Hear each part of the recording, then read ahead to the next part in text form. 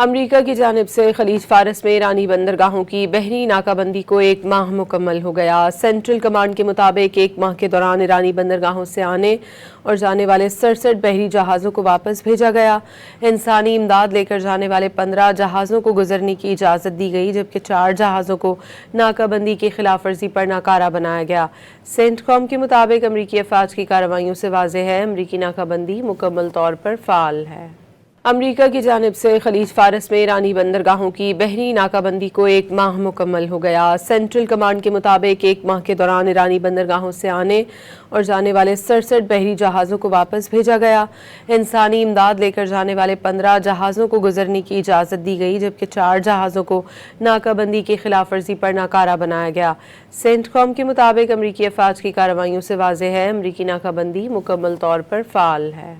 امریکہ کی جانب سے خلیج فارس میں ایرانی بندرگاہوں کی بحری ناکہ بندی کو 1 ماہ مکمل ہو گیا۔ سینٹرل کمانڈ کے مطابق 1 ماہ کے دوران ایرانی بندرگاہوں سے آنے اور جانے والے 67 بحری جہازوں کو واپس بھیجا گیا۔ انسانی امداد لے کر جانے والے 15 جہازوں کو گزرنے کی اجازت دی گئی، جبکہ 4 جہازوں کو ناکہ بندی کی خلاف ورزی پر ناکارہ بنایا گیا۔ سینٹ کام کے مطابق امریکی افواج کی کارروائیوں سے واضح ہے، امریکی ناکہ بندی مکمل طور پر فعال ہے۔